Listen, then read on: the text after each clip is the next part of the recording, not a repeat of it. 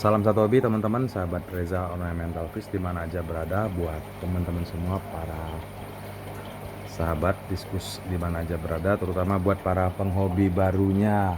Nah, mungkin kebetulan teman-teman ada yang mengalami hal serupa seperti ikan diskus ini. Jadi kebetulan ini namanya keteledoran ya teman-teman, beberapa kali mengalami hal seperti ini.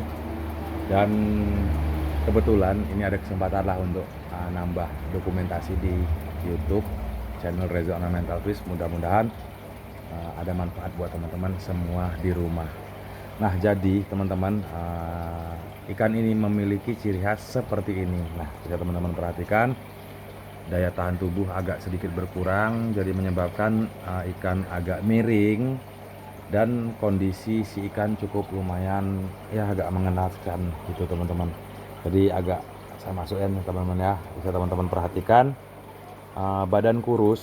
Nah, badan kurus ini biasanya ada beberapa penyebab, di mana penyebab yang sering terjadi pada ikan diskus itu tingkat kestresan tinggi, jadi mogok makan. Terus yang kedua, bagian pencernaannya itu ada yang bermasalah gitu teman-teman. Nah, biasanya penyebab ikan ini itu berawal dari yang pertama gagal mental. Jadi mungkin dia berebut bersaing dengan sesama jenis untuk memperebutkan betinanya, karena memang ini jantan ya teman-teman. Nah, dia kalah jadi dia drop gitu teman-teman. Nah, jadi dia stres, kekasihnya diambil orang, terus dia nggak mau makan teman-teman. Nah, itulah sedikit sejarah tentang penyakit ini. Nah, jadi langsung aja apa aja yang biasa saya lakukan selama ini. Jadi yang pertama, tetap kita pisahkan dari koloni, jadi kita siapkan tank khusus untuk karantina ya teman-teman. Nah, jadi penyakit ini biasa disebut dengan penyakit TBC. Teman-teman tahu sendiri penyakit TBC gimana. Nah, pada dasarnya agak sedikit mengerikan. Hanya kalau untuk di ikan itu biasanya tidak menular ya teman-teman. Jadi teman-teman jangan terlalu khawatir akan menular ke yang lain. Jadi bisa pun dia menular dari penyakit ini jika kita telat penanggulangan. Dia biasanya terkena white spot, barefoot ya, berak putih. Jadi itu sendiri bakal membuat bakteri jahat ke ikan lain, seperti itu teman-teman. Nah, biasanya apa aja yang kita lakukan, yang saya lakukan ya, kita angkat si diskus ini, kita siapkan ke tank karantina. Jadi peralatan yang digunakan itu biasa tentunya biofoam, karena memang kan diskus itu tidak suka air yang deras ya teman-teman. Jadi cukup biofoam saja, nyuplai kadar oksigen larut di dalam air, dan heater itu tidak terlalu panas ya teman-teman, karena memang kondisi ikan diskus agak sedikit lemah. Jadi suhu di set ke 30 saja. Nah, pastikan 30 derajat stabil.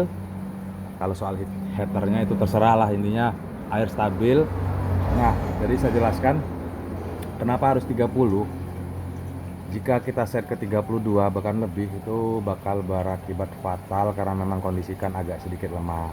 Nah, terus jika kita set di bawah 30, selagi kita bisa mengkondisikan perkembangan amoniak bakteri di dalam air, itu oke-oke saja, yang penting air stabil. Nah, jadi saya set ke 30 guna agak mengurangi tentunya ya berkembangnya bakteri yang nantinya bakal nyambung lagi ke penyakit ikan ini. Nah, terus yang selanjutnya, tujuan ini semua sebenarnya pengembalian mental dulu teman-teman. Jadi pemulihan tingkat stresan si ikan ini, karena memang kondisi ikan seperti ini biasanya itu stresnya udah akut, udah parah banget. Jadi seperti sudah tingkat stresannya sudah over lah. Nah, jadi gimana caranya kita buat si ikan ini nyaman kembali, terus tingkat kesetresannya sedikit demi sedikit mulai agak pulih dan mulai mau makan. Nah, jadi tujuannya ke situ.